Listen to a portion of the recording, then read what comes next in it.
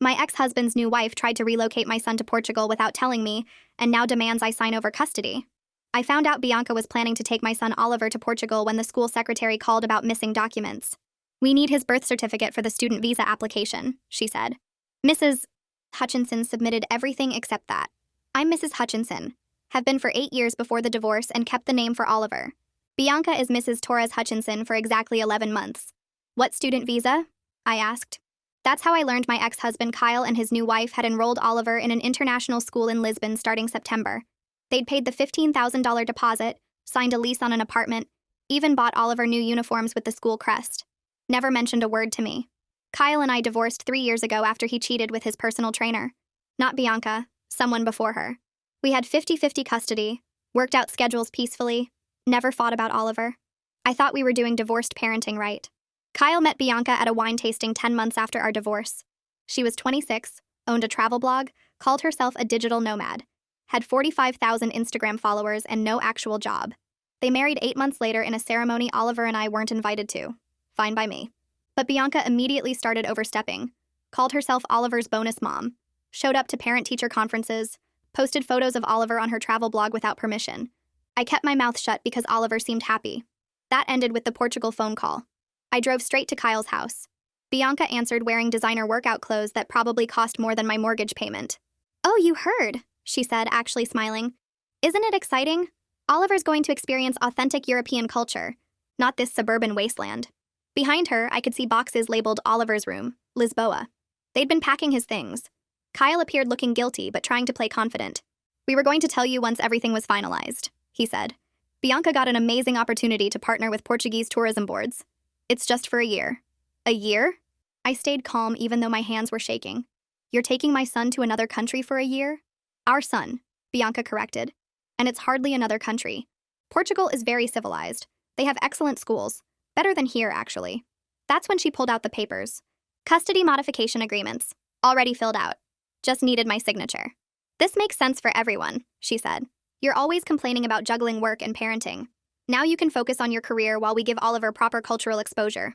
I took the papers and left without signing. That night, I called my brother-in-law, Stephen, who happens to be a federal prosecutor. Told him everything. He made one phone call. Turns out attempting to remove a child from the country without both parents' consent is attempted parental kidnapping. The next morning, 2 federal agents showed up at Kyle's office. Not to arrest him, just to ask questions about the Portugal situation. Loud enough for his colleagues to hear. They asked about the apartment lease, the school enrollment, the plane tickets already purchased for next month. Kyle called me screaming an hour later. You involved the feds? Are you insane? You tried to steal my son, I said. Consider yourself lucky they're just asking questions. But I wasn't done. See, Bianca's travel blog was her whole identity. Those 45,000 followers were everything to her.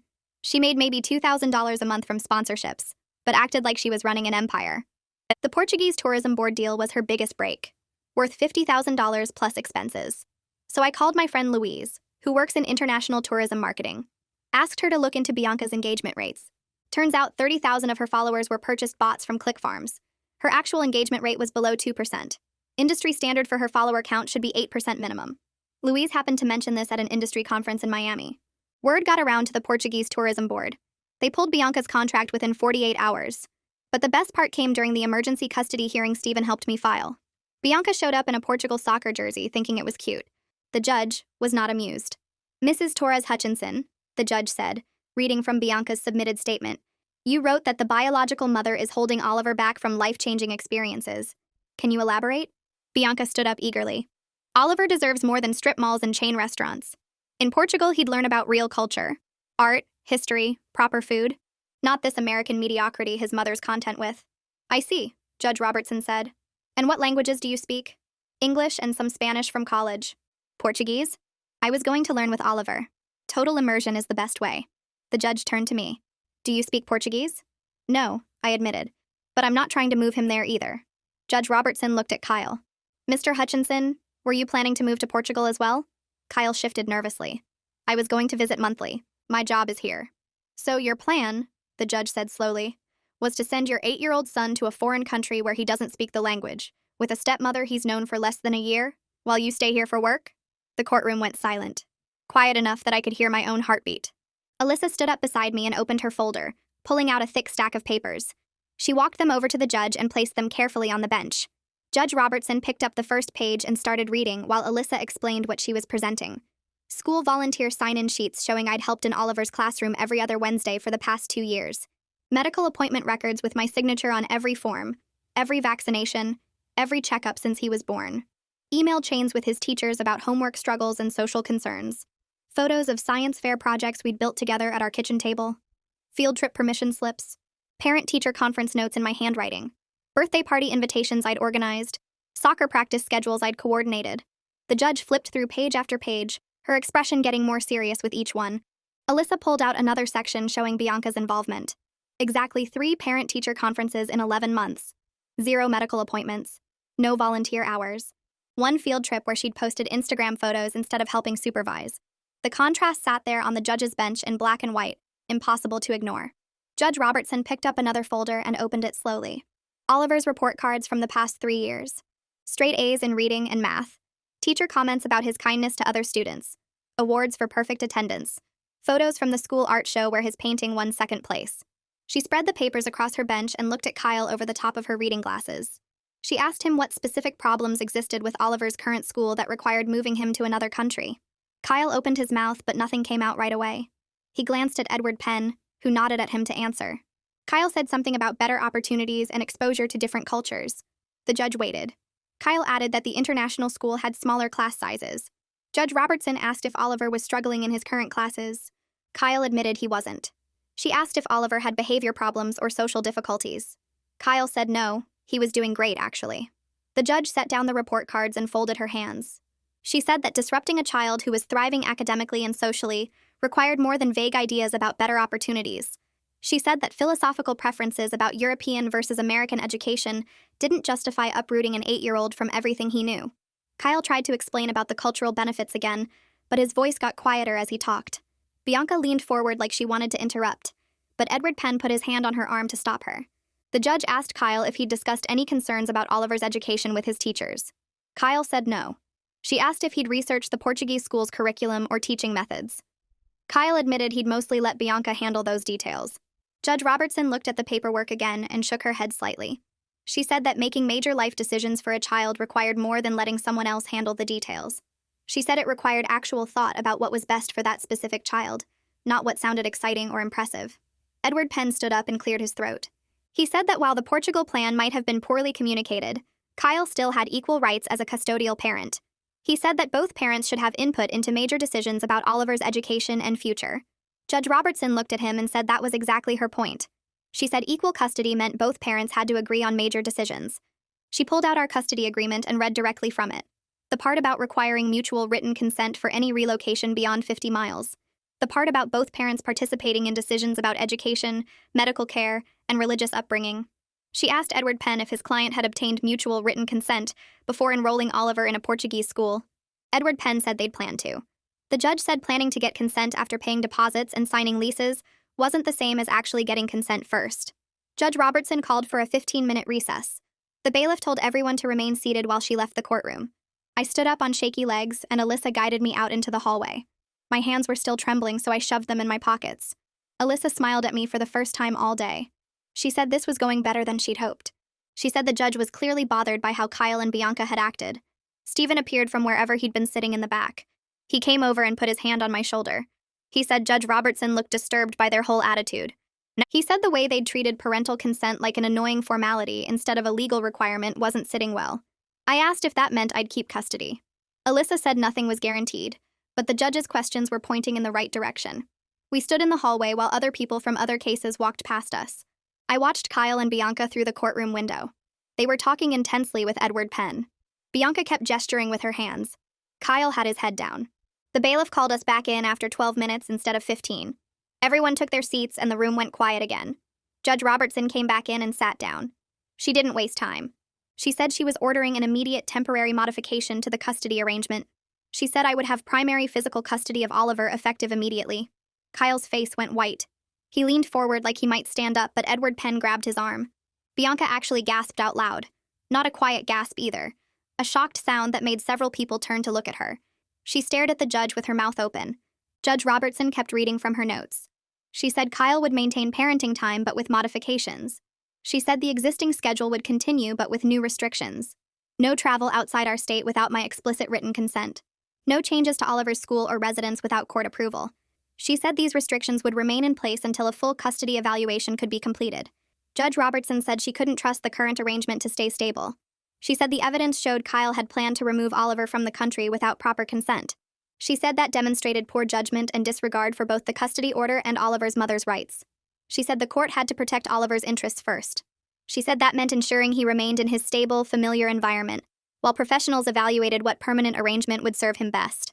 Bianca whispered something to Kyle, but the courtroom was quiet enough that I heard her say, "This wasn't fair." The judge looked up sharply. She reminded everyone that this was a legal proceeding, not a negotiation. She said fairness meant following the law and protecting children's well-being. She said adults who made unilateral decisions about children's lives shouldn't be surprised when court stepped in. Judge Robertson said she was appointing May Browning to do the custody evaluation. She said May was a child psychologist with 20 years of experience in family court cases. She said May would interview Oliver, both parents, and any other relevant family members.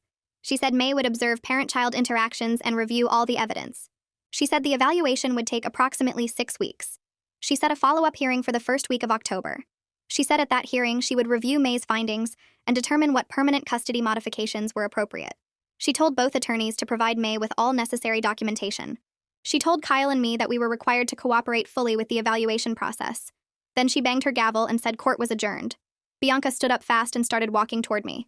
Alyssa moved between us before Bianca got close. Alyssa said firmly that all communication needed to go through attorneys from now on. Bianca stopped and looked confused. She said she just wanted to explain something. Alyssa repeated that all communication goes through attorneys. Bianca looked at Kyle for support, but he was still sitting down, staring at the table in front of him. Edward Penn came over and guided Bianca back toward their side of the courtroom. She kept looking back at me like she couldn't understand what had just happened. Like she'd walked into court expecting everyone to agree with her plans and couldn't process that the judge had shut her down completely. She still didn't get it. Still didn't understand that you can't just take someone's kid to another country because you think you know better. I grabbed my purse and followed Alyssa out of the courtroom.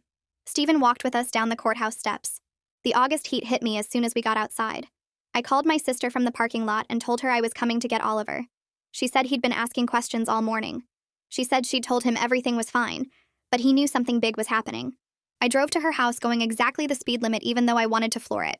My hands had stopped shaking, but my whole body felt wound tight. I kept thinking about Oliver's face when I'd dropped him off that morning, how he'd asked if I was mad at him, how I'd promised this wasn't his fault. My sister opened the door before I could knock. Oliver was sitting on her couch playing with his tablet. He looked up when I came in and his whole face changed. He ran over and I caught him and held him so tight. I told him he was staying with me for a while. He pulled back and asked if he was in trouble. I knelt down so we were eye level and told him none of this was his fault. I told him that grown-ups had to work some things out, but he hadn't done anything wrong. He asked about Dad. I said he'd still see Dad, but things were going to be a little different for a bit. He nodded and asked if he could bring his Legos. I said he could bring whatever he wanted. We drove back to my house and Oliver ran straight to his room to get his favorite Legos.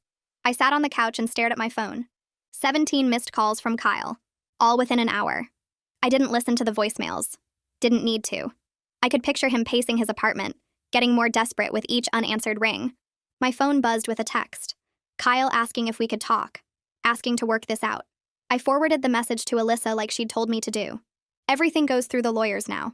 Everything becomes part of the record. Oliver came back downstairs dragging his Lego bin and asking if he could build on the coffee table. I said yes, even though I usually made him use the floor. He dumped out the pieces and started sorting them by color like he always did. I watched him work and felt my chest get tight. Kyle had been ready to pack all this up and ship it to another country. Ready to take Oliver away from his room, his school, his friends, his whole life. The next morning my phone rang while I was making Oliver breakfast. The school principal. She asked if I could come in for a meeting. Kyle had shown up at the school office an hour earlier demanding to check Oliver out. The secretary told him he couldn't without my permission given the new custody order. Kyle got loud, started saying the court had no right to keep him from his son. The principal had to call security to escort him out. She wanted to make sure everyone understood the pickup rules now. I told her I'd be there in an hour. I dropped Oliver at the school and watched him run to his classroom. His teacher waved at me through the window. Normal morning, regular day. Except Kyle had been here earlier trying to take him. I walked to the main office and the principal was waiting. She had copies of the temporary custody order spread across her desk. I gave her fresh copies anyway. Updated the emergency contact list. Removed Kyle's mom and sister since they'd probably help him if he asked. Added my sister and Stephen instead.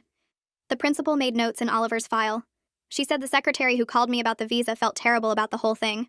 I told her that call probably saved Oliver from being stuck in another country. The principal nodded and said she'd make sure all the teachers knew about the pickup restrictions. I thanked her and left. 3 days later, I got a call from a number I didn't recognize. Woman's voice. Professional but warm. May Browning. The child psychologist Judge Robertson appointed. She wanted to schedule my evaluation session. She explained her process. Separate interviews with each parent. Watching how we interact with Oliver. Talking to Oliver himself in ways that made sense for an 8-year-old. She said her job was figuring out what worked best for Oliver. Not punishing anyone. Just finding the right arrangement. We scheduled my session for the following Tuesday. She'd come to my house around 4 so she could see me and Oliver together during our normal routine. I spent the next few days trying not to think about it. Trying not to clean my house too much or plan out what we'd do. May said she wanted to see normal, natural, how things actually were. Tuesday came and May showed up right at 4. She was younger than I expected, maybe 35. Wore jeans and a cardigan. Carried a leather bag instead of a briefcase. She shook my hand and said she appreciated me making time. We sat at my kitchen table and she pulled out a notepad. Asked about my parenting approach, Oliver's daily routines, his friendships at the school, his relationship with Kyle before all this happened, how I'd handled the divorce, how we'd managed co-parenting.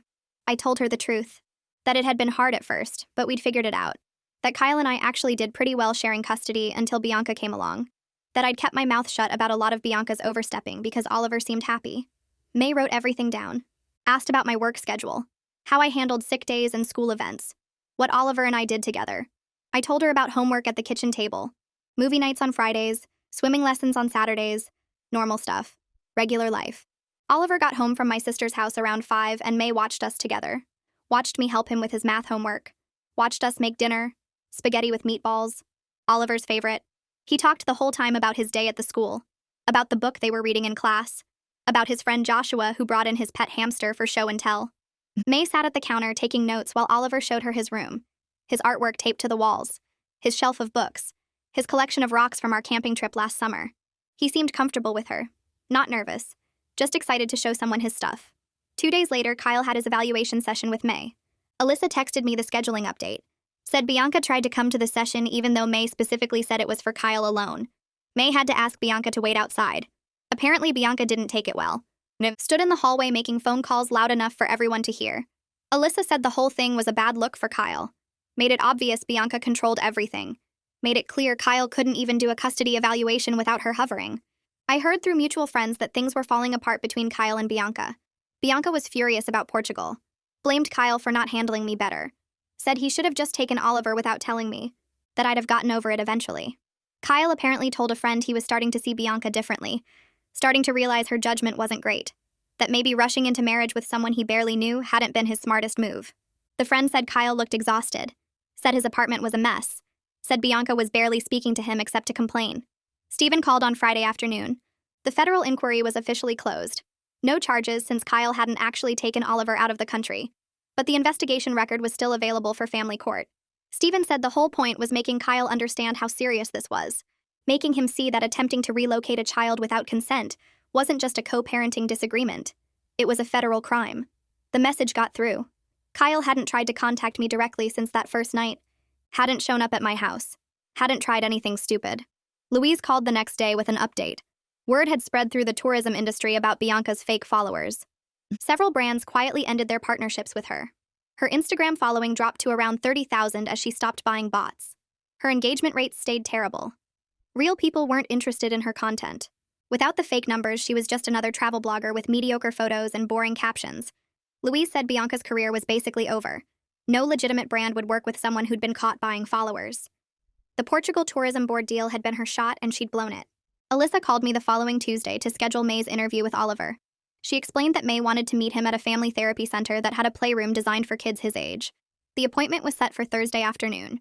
I picked Oliver up from the school early and drove him to the center without telling him too much about what to expect.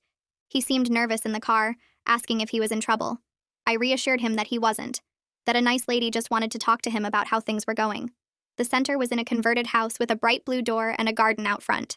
Oliver relaxed a little when he saw the playground equipment visible through the windows. May met us in the lobby wearing jeans and a cardigan, looking more like a teacher than a doctor. She introduced herself to Oliver and showed him the playroom filled with toys, art supplies, and games. She told me I could wait in the lobby and that they'd be done in about an hour. I sat in an uncomfortable chair reading the same magazine page over and over while imagining what they were talking about. When Oliver emerged, he looked calm and was carrying a drawing he'd made. May walked him out and told me she'd send her report to Alyssa within 2 weeks. Oliver chattered about the cool toys on the drive home, mentioning that May had asked him about his favorite things to do at my house and at his dad's house. He said she asked if he felt safe and happy in both places. That night, Alyssa called to say May had told her the interview went well, and that Oliver seemed well-adjusted and articulate for his age. The report would include Oliver's perspective on his relationships with both parents and his feelings about the recent changes in his routine. 3 weeks passed with Kyle sticking carefully to his supervised visitation schedule. He picked Oliver up on time, returned him on time, and sent polite text messages about school activities. Bianca was nowhere to be seen during pickups and drop-offs. Then Edward Penn called Alyssa on a Friday afternoon proposing a settlement. Kyle was willing to accept primary physical custody going to me in exchange for generous visitation rights and shared decision-making on major issues like education and medical care. Alyssa said it was clear they wanted to avoid another court hearing where more details about the Portugal plan might come out. She said Edward sounded tired and stressed, like he'd been dealing with difficult clients. Alyssa and I met at her office on Monday to discuss the settlement offer. She spread the proposed terms across her desk and walked me through each section. The offer gave me primary physical custody with Kyle having every other weekend, 1 weeknight dinner each week, alternating holidays, and 4 weeks during summer vacation. They wanted shared decision-making on major issues and reasonable phone contact with Oliver. Alyssa asked what I thought. I said I was inclined to accept if we could add stronger provisions about travel and relocation. I wanted it in writing that Kyle needed my consent for any travel outside our state and any change in Oliver's school or residence. Alyssa nodded and made notes about our counter-proposal. She said we had leverage because Judge Robertson was clearly unhappy with Kyle's judgment, and any trial would probably result in even more restrictive terms for him. We spent an hour crafting our response. Primary physical custody to me with Kyle having every other weekend from Friday evening to Sunday evening, plus Wednesday dinners from 5 to 8. Shared holidays on a rotating schedule. 4 weeks of summer vacation split into 2 2-week periods.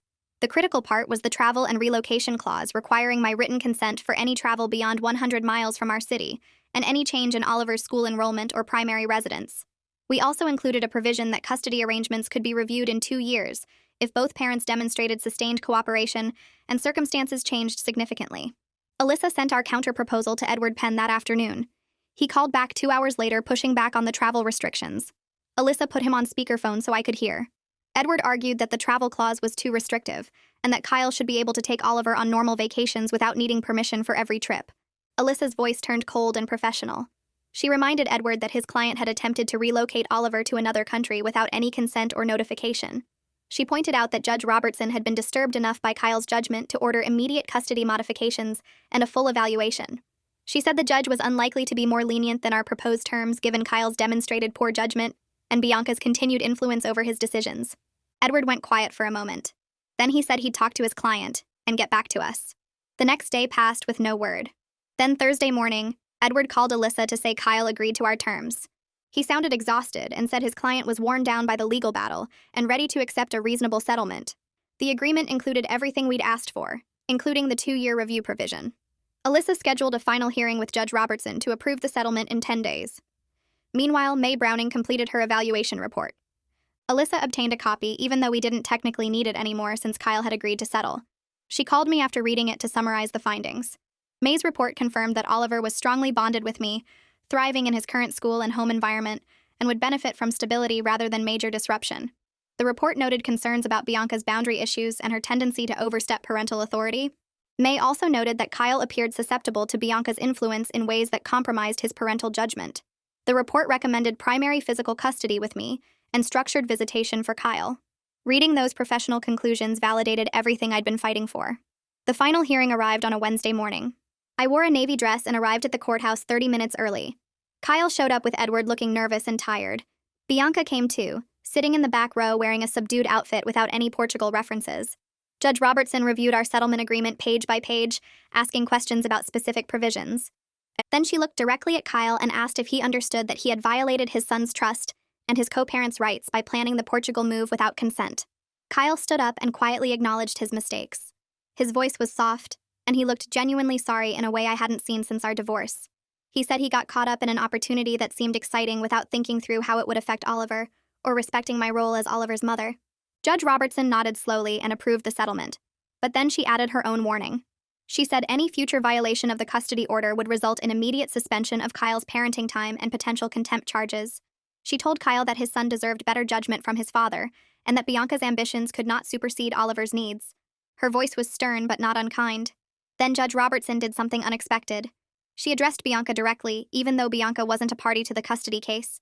The judge said that stepmothers can play important and positive roles in children's lives, but they must respect boundaries and defer to biological parents on major decisions. She said that overstepping those boundaries, as Bianca had done, creates conflict that ultimately harms the child. Bianca's face turned red, and she looked down at her hands. For the first time since this whole thing started, she seemed to grasp that her overreach had created this disaster. I stepped out into the courthouse hallway with Kyle, setting my phone timer for 5 minutes. He looked tired in a way I hadn't seen before, like something inside him had finally broken down. His shoulders slumped forward, and he kept rubbing his face with both hands. "I'm sorry," he said quietly. "I let Bianca convince me that Portugal was this amazing opportunity for Oliver. I got caught up in her excitement about the tourism deal and the international school. I didn't think about what it would mean for him to be away from you for a year. I didn't think about how it would feel for you to find out the way you did." I crossed my arms and waited. He needed to say more than that. "I know I messed up," Kyle continued. "Not just with the Portugal thing, with everything. I let someone I've known less than a year make decisions about our son. I signed papers and paid deposits without talking to you. I packed his things like he was mine to take wherever I wanted." My timer buzzed. 5 minutes exactly. But I gave him another 30 seconds. "I want Oliver to have a good relationship with you," I said. "He needs his dad. But you have to earn back my trust, not with words, with consistent behavior over time. You follow the custody schedule exactly. You communicate respectfully about his activities and needs. You make decisions together with me, not around me." Kyle nodded slowly. "I understand. I'm on probation. Not just legally, but with you. I get it." We walked back to our cars separately. I didn't look back. Over the next few weeks, Kyle stuck to the new custody schedule like his life depended on it. He texted me updates about Oliver's homework and soccer practice. He asked before signing Oliver up for anything. He showed up exactly on time for pickups and drop-offs, not a minute late or early. Bianca was nowhere to be seen. Not at the exchanges, not at the school events, not in the background during video calls. Kyle mentioned once that she was traveling for work, but her Instagram activity had dropped to maybe 1 post per week. The photos looked different too. Less polished, fewer sponsored tags. Her follower count kept shrinking. I checked her profile one night after Oliver went to bed. She was down to 32,000 followers. The comments on her recent posts were mostly bots, or people asking what happened to her Portugal partnership. She'd stopped responding to anyone. Oliver adjusted faster than I expected. The first week after the final custody order, he seemed nervous during transitions between houses. But by week 3, he was back to his normal self. Happy, talkative, excited about his upcoming birthday party. One evening while we were making dinner together, he asked if Dad was okay. "What do you mean?" I stirred the pasta sauce and tried to keep my voice neutral. "He seems sad sometimes," Oliver said. "Like when we're watching TV or playing games. He gets this look on his face like he's thinking about something that makes him unhappy." I turned down the stove and knelt beside him. Grown-ups make mistakes sometimes. When we do, we have to deal with the consequences. That can be hard and it can make us sad. But it doesn't mean anything about you. Your dad loves you very much. Did he make a mistake about Portugal? I chose my words carefully. He made some choices without thinking them through completely. Now he's working on making better choices. That's what matters. Oliver seemed satisfied with that answer. He went back to setting the table while humming a song from the school. 2 months after the final custody order, Louise called me on a Tuesday morning. "I heard something through the industry network," she said, "about Bianca and Kyle." I poured myself more coffee and sat down at the kitchen table. "What?" "They separated. Bianca moved back to her hometown somewhere in Ohio. Kyle got an apartment closer to your neighborhood." I felt a strange mix of emotions. Part of me felt vindicated that their rushed marriage couldn't survive the consequences of their Portugal scheme. Part of me felt genuinely sad that Oliver had to deal with another family disruption so soon after the custody battle. "How long ago?" I asked. "Maybe 3 weeks. Kyle's been keeping it quiet. Apparently Bianca's influencer career never recovered after the Portuguese tourism board dropped her. The other brands started pulling out when they realized her engagement numbers were fake. She was making almost nothing by the end. And Kyle? I think he finally saw who she really was. The Portugal thing wasn't about Oliver's education or cultural opportunities. It was about her trying to rebuild her brand on his back. When that fell apart, so did they. I thanked Louise for the information and hung up. Oliver would need to know eventually, but I'd wait for Kyle to tell him first. Kyle asked to meet for coffee the following week. I agreed, but picked a busy Starbucks near my office during lunch hour. Public place, time limit, easy exit if needed. He was already there when I arrived, sitting at a corner table with 2 coffees. He'd remembered how I took mine. That was something, at least. "Thanks for meeting me," he said as I sat down. "You said you wanted to talk about co-parenting going forward." Kyle nodded and wrapped both hands around his cup. "Bianca and I separated. I'm sure you heard. Louise mentioned it. I should have told you sooner. I just needed time to figure out how to explain it to Oliver." He paused. Her influence made me lose sight of what mattered. The Portugal plan, the way she talked about you, the way she inserted herself into every part of Oliver's life. I let all of that cloud my judgment as a father. I sipped my coffee and waited. "I'm committed to rebuilding your trust," Kyle continued. "I want to be a better father to Oliver. Even if that means less exciting adventures than Portugal would have been. Even if that means admitting I was wrong and working hard to prove I've changed." "Words are nice," I said, "but they don't mean much without sustained changed behavior. You've been doing well with the custody schedule. Keep doing that. Keep communicating respectfully. Keep putting Oliver first instead of whatever new person enters your life." "I will. We can try monthly co-parent meetings," I offered. "Sit down together, discuss Oliver's progress, coordinate schedules, start fresh with realistic expectations about cooperation. But if you slip back into old patterns, we're done trying." Kyle agreed immediately. We finished our coffees and talked logistics for 20 minutes. It felt almost normal. Almost like the cooperative co-parenting we'd managed before Bianca entered the picture. 3 weeks later, Oliver's teacher sent me an email that made me smile for the first time in months. Oliver was thriving academically. His reading scores had jumped 2 grade levels. His math work showed strong problem-solving skills. He was participating actively in class discussions and had developed close friendships with several classmates. The teacher noted that he seemed more settled and focused than he'd been earlier in the year. I forwarded the email to Kyle with a simple message. "Thought you'd want to see this." He responded within minutes. "This is wonderful. Thank you for sharing. He's doing so well." For the first time since the Portugal disaster, I felt like we might actually figure out this co-parenting thing properly. Thanksgiving arrived faster than I expected. Kyle and I worked out a schedule where Oliver would spend the morning with me and evening with him. The transition happened at Kyle's new apartment, which was only 15 minutes from my house. Oliver was excited about celebrating twice. He helped me make pumpkin pie in the morning. Then we watched the parade together on the couch. When it was time to go to Kyle's, I walked him to the door. Kyle answered, looking nervous but genuine. "Happy Thanksgiving." "You too." Oliver ran inside to see what his dad had cooked. Kyle and I stood in the doorway for an awkward moment. "He did great in his school play last week," I said. Remembered all his lines. "I heard. I'm sorry I missed it. Work conflict, I couldn't move. There will be other plays." "Yeah." Kyle smiled slightly. "There will be." I left feeling something close to hope. Not for us, but for Oliver. For the possibility that his parents could actually be in the same room without tension. That night, after Oliver was asleep in his bed, I opened a dating app for the first time in 3 years. I'd been so focused on avoiding conflict, on keeping peace with Kyle, on not rocking the boat, that I'd forgotten to prioritize my own life and judgment. The Portugal situation taught me that avoiding all conflict isn't the same as doing what's right. Sometimes you have to fight. Sometimes you have to use every resource available. Sometimes you have to trust your instincts even when it means disrupting the false peace you've carefully maintained. I scrolled through a few profiles without much interest. Stephen had joked that any future partners would need to pass his federal prosecutor screening. The thought made me laugh out loud in my quiet living room. I had my family's support. I had Oliver safe and thriving in his room down the hall. I had a custody arrangement that protected his well-being. I had proven to myself that I could fight when it mattered. Everything else could wait. A package arrived at my door 2 weeks later with Kyle's return address. Inside was a workbook from the co-parenting class, pages marked with sticky notes. He'd highlighted sections about putting kids first and managing conflict without making them feel caught in the middle. A handwritten note fell out when I opened it. "Thought you might find this useful too. Some of this hit hard. I'm working on being better." I flipped through the marked pages. One section talked about how parents sometimes make decisions based on what feels exciting or validating to them, instead of what their child actually needs. Kyle had underlined that sentence twice. Another highlighted passage discussed how new partners can influence judgment when parents are eager to prove they've moved on successfully. I texted him a simple thank you. The gesture felt small but real.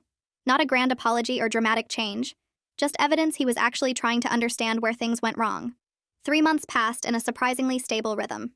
Oliver thrived with the new routine, his grades improved, and his teacher sent home notes about his increased confidence in class. Then one evening while I was making dinner, he wandered into the kitchen looking thoughtful.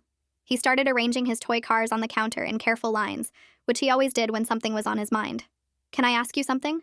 I turned down the stove. Of course. I was wondering if maybe I could video call Bianca sometime. I know she messed up with the whole Portugal thing, and I'm really glad I didn't have to move, but I kind of miss her. My hand froze on the spatula. Of all the things I expected him to say, that wasn't on the list. You miss her? She used to help me with my Spanish homework, and she taught me how to make those Portuguese egg tarts. Remember when we made those? I did remember. They'd turned out pretty good, actually. That's very mature of you to say. Can I think about it and talk to your dad first? Oliver nodded and went back to lining up his cars. I called Kyle that night after Oliver was asleep. He sounded as surprised as I felt. He asked you the same thing? Last weekend. I told him I needed to discuss it with you first. We talked for nearly an hour, working through the logistics. Supervised calls only. Bianca would need to agree to clear boundaries. No undermining the custody arrangement. No posting about Oliver online. No discussions about Portugal or what could have been. Kyle said he'd reach out to Bianca and see if she was willing to follow those rules. Bianca contacted Kyle 3 days later, asking if she could apologize to me directly. I stared at the text Kyle forwarded showing her request. My first instinct was to say no, but I called Alyssa first. What do you think? Alyssa was quiet for a moment. Legally, you don't owe her anything. Personally, if she's genuinely changed and Oliver wants some connection with her, it might help everyone move forward. But keep it brief, and don't agree to anything without running it by me first. I told Kyle I'd do one phone call. 15 minutes maximum. Bianca called the next evening while Oliver was at his friend's house. Her voice sounded different. Smaller somehow. Less confident. Thank you for taking my call. I know you have every reason to hang up on me. I didn't say anything, just waited. I need you to know how sorry I am. I got completely caught up in my own plans and excitement. I convinced myself that what I wanted was best for Oliver too. I didn't respect your role as his mother. I didn't even really think about what he needed versus what would make my life more interesting. She took a shaky breath. The Portugal thing was my dream, not his. I pushed Kyle into it because I wanted this perfect Instagram life with a ready-made family in Europe. I was selfish and wrong, and I'm genuinely sorry. I walked to the window and looked out at Oliver's bike in the driveway. You tried to take my son to another country. I know. I can't take that back. I can't fix how badly I screwed up. But I want you to know I've spent these months thinking about what I did and why I did it. I'm not asking for forgiveness. I just wanted you to hear that I understand now how wrong I was. I let the silence stretch for a few seconds. Oliver asked if he could video call you. He misses you. Bianca made a small sound like she might cry. He does? Yeah, which surprised me too. But he's a good kid with a big heart. If you want any kind of relationship with him going forward, it has to be on my terms. You support the custody arrangement. You respect boundaries. You never, ever try to override my decisions as his mother again. I will. I promise. I'm so grateful you're even considering this. I'm not doing it for you. I'm doing it because Oliver asked, and because cutting you out completely when he doesn't want that wouldn't be fair to him. But one wrong move and you're done. Understand? I understand. Thank you. Seriously. Thank you for not completely shutting me out when you have every right to. I ended the call and sat on the couch for a while. Accepting her apology didn't mean forgetting what happened. It just meant I was choosing to let Oliver have a relationship with someone he cared about, within very strict limits that protected him. Oliver's 9th birthday arrived in early March.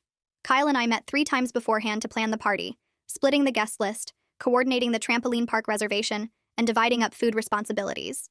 The morning of the party, I arrived at the trampoline park with 24 cupcakes and juice boxes, while Kyle pulled up with pizza and plates. We set up the party room together, hanging decorations and arranging tables. Other parents started arriving with their kids. Several divorced parents I knew from the school events watched Kyle and me working together with obvious surprise. One mom pulled me aside while the kids were jumping. I have to say, you two are handling this divorce thing really well. My ex and I can barely be in the same room. I glanced over at Kyle, who was helping a kid with his jump socks.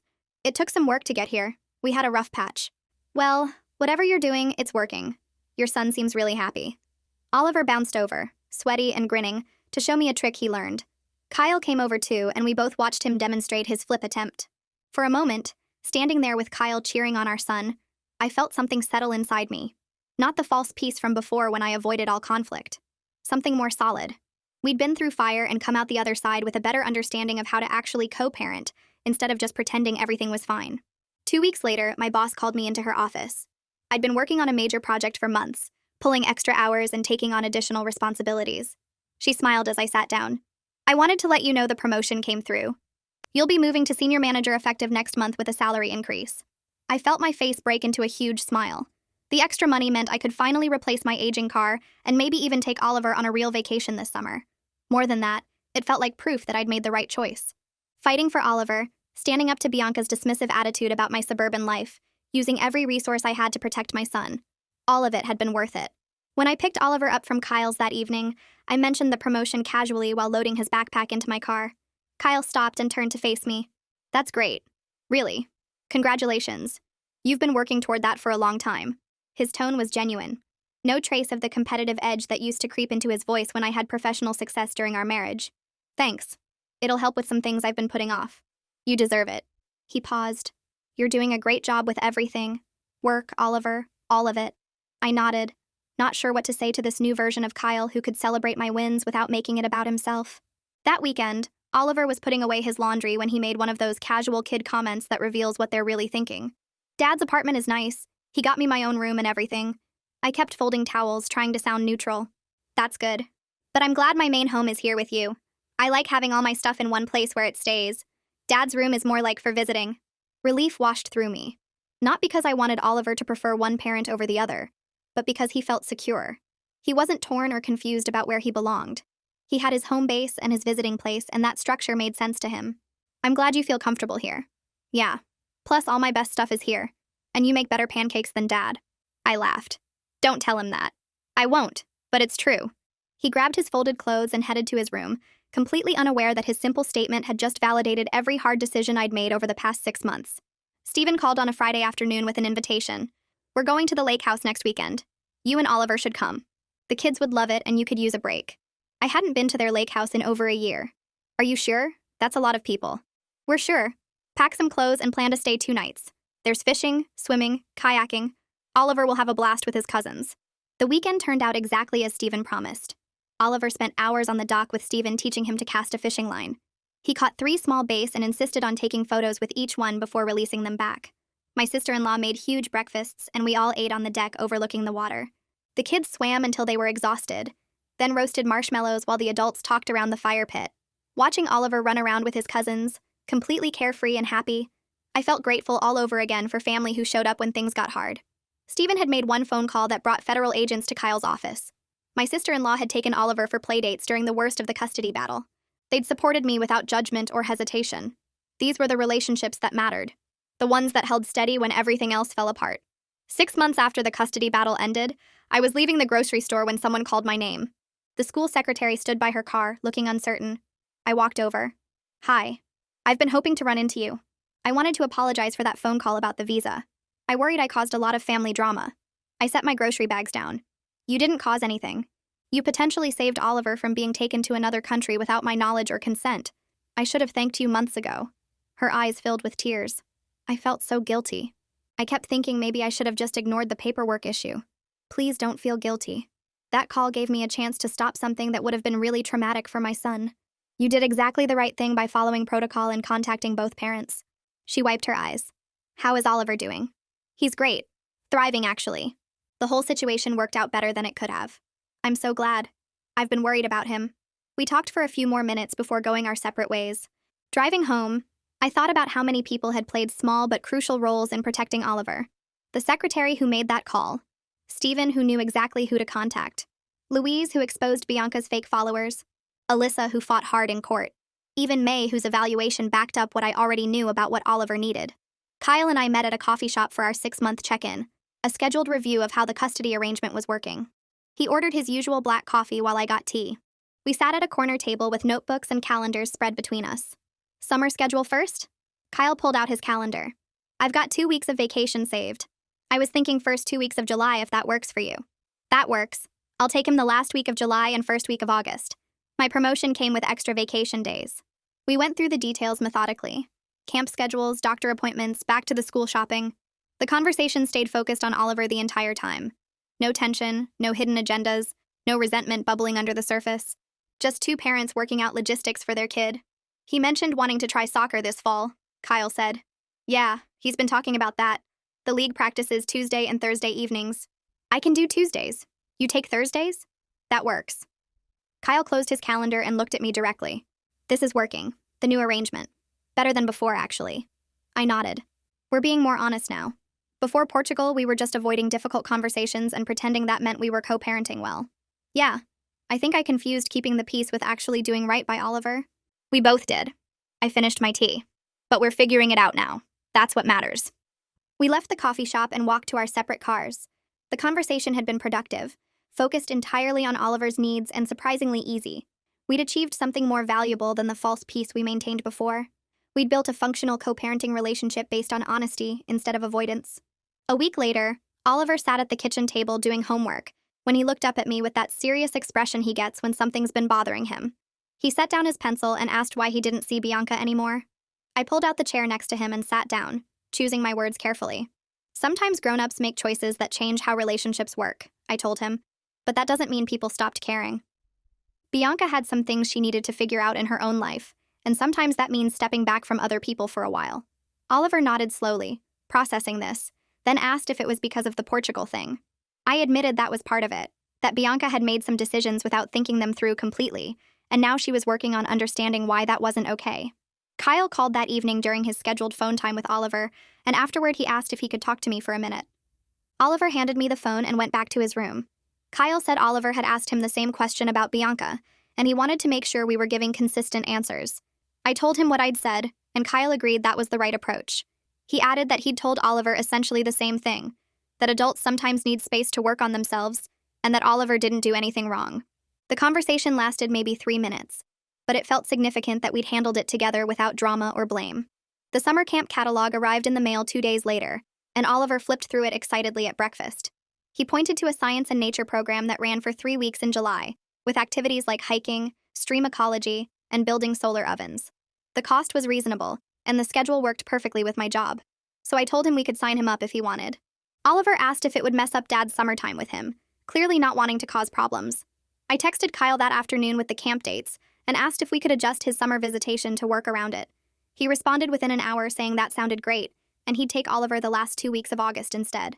No argument, no negotiation, just easy cooperation on a decision that directly affected our son's summer.